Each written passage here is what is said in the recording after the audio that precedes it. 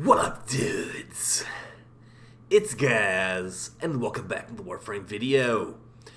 So, more of a chill video today, talk about the newest mirror defense node on the Sanctum Atomica, Munio, and how it's actually, in my opinion, much better than the previous mirror defense node, but also worse in some ways. So we'll be going over why I like this mission, and why you should maybe farm this mission at some point, or maybe not farm it.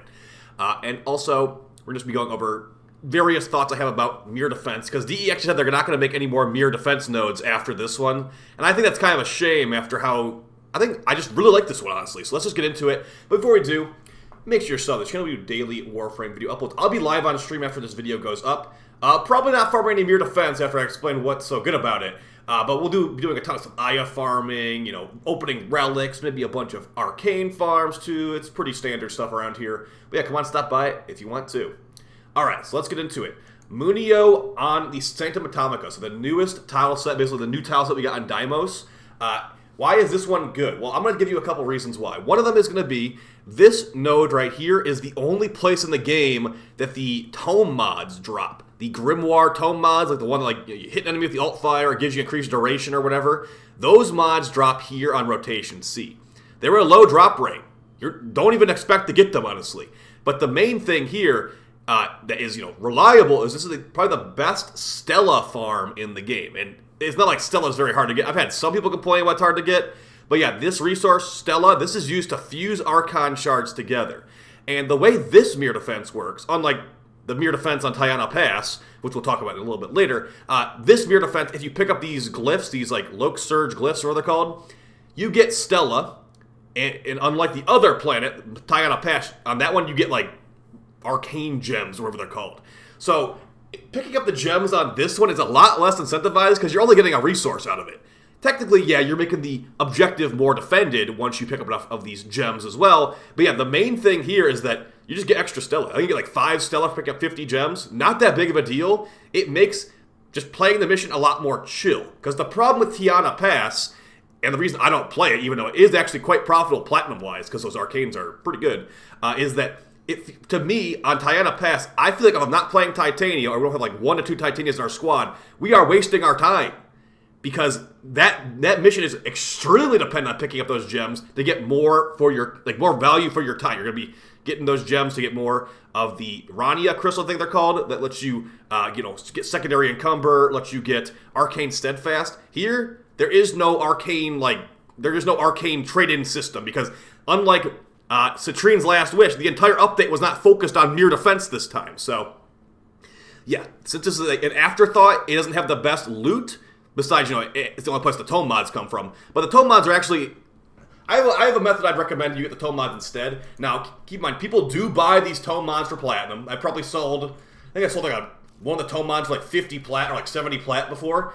But here's the thing, guys. I would not recommend farming the tome mods because they're actually pretty easy to get from the market. So, here we are in game. Just search tome mod.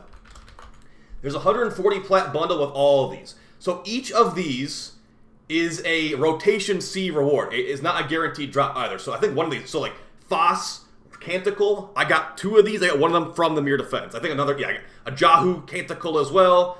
And, so you can get them to drop from this mission. I got 3 Volm invocations and 2 Zata invocations. So, yeah, they do drop here. But the thing is, you could buy the entire bundle for 140 plat, and that's going to save you a lot of time. I mean, so the way that this mirror defense works, and I guess mirror defense in general works this way, is that it's not like a normal defense where it's like, okay, just kill the enemies and then the next wave will start. No, unlike those, there's just a timer you wait down. So it's like, I think like 2 minutes per wave. So in that way, it's very chill, and because you're not going to have to worry about the gems either unless you need extra Stella. That's a good Stella farm for that matter. Yeah, it's a lot more chill. Just hang out, just wait for the timer to go down. The enemies actually, here's one of the reasons this is good too. The enemies spawn relatively close. Now, when this first came out, the spawn spots were like actually glitched, and it was only spawning enemies in like 4 of the spawn spots. There's like 12 spawn spots or something like that. So yeah, in the first couple days, this was a very good farm because the enemies would spawn directly into your AoE. Now that they fixed that, the enemies spawn at least a little bit out of your AoE. But yeah, now you can just, wait a couple extra seconds, then whip claw them, and they're good to go. Now, some other things that are annoying. If you're playing a frame like Korra for this, whip claw does not work on the Severed Warden. The guys that have like the free floating arms, they just can't be whip clawed. I've had some situations where they get whip clawed a little bit, like if there's an enemy in the Strangledome or whatever, but yeah, you cannot normally whip claw them. So that's an annoying thing. bring a weapon to take care of that. I'd recommend like an Archiplasmor or a hard-hitting Incarnon gun. But yeah, guys, this is going to be a decent Endo farm. It's going to be a very good Stella farm. It will be the only Tome mod farm. It can drop some other stuff too. Like you can get, the rare mod. If you're trying to farm Energy Nexus, there's a lot of enemies that spawn here. And as long as you're constantly killing the map, like we've done some farms on this with Hydroid, Korra, and Necros, and even also Saren. You can do like melee influence Saren, to be honest. And just kill everything constantly. There's a lot of enemies spawning here. They're the new Murmur enemies, so they have dropped new mods and new resources. But yeah, it's just a pretty nice tile. And I think the reason that it's so good is because it's just you're not forced to pick up the gems. The gems are an afterthought here. And as you can see right there, you can still get a 5,000 credit cache. I got 2 relics in 3 ways, and then the 4th wave I think I got the Mandanel part. Like Mandanel parts can drop here too. Yeah, so it's a defense mission that does not require you to kill every enemy, like hunt on every little enemy. I think that's pretty nice. Maybe they should do that for other defense missions. Now, there's times where, having a kill-based defense wave is nice. There's also times where having a duration-based wave is nice. So this is duration-based, so you can see a little bit of both. There's plenty of people that think that defense missions should be switched down to 3 waves, standard defense missions, and because that's how it is on Deviri, and it feels a lot better on Deviri. Actually, I look forward to defense missions on Deviri. In the normal star chart, I dread defense missions. So that could be something that DE could be considering. I mean, it would make everything in the game go a lot faster, like loot-wise, but it would just be so much better because defense missions just aren't very good. This is a mirror defense, so it's slightly different. It has a couple little unique things I think make it fun, mainly being like these small tile set rooms. So as you can see, I have Strangledomes covering this entire middle area. Now the enemies do spawn down the hallway, but once they run down that hallway, they're pretty much in the Strangledome already. So it's pretty decent for getting Murmur kills. It's pretty decent for getting rare mods. These enemies drop these rare mods that nobody ever wants to buy because they drop so readily, like Accelerated Isotope. I used it on my Latum build yesterday. Yeah, it's a good mod. It just, it seemed like it would be rare, but it drops like, I probably got like 3 or 4 of them within this mission, so.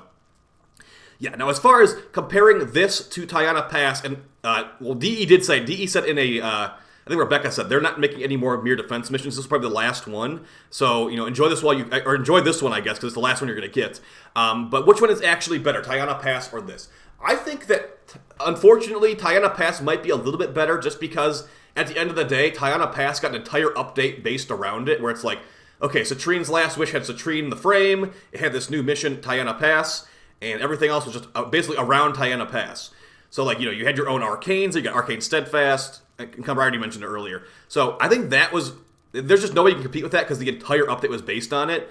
But for this, it's like we had Alchemy mode, we had a new Survival node, we had a new Exterminate node, like all this stuff, a new Assassination node, too, and of course the new tile set itself.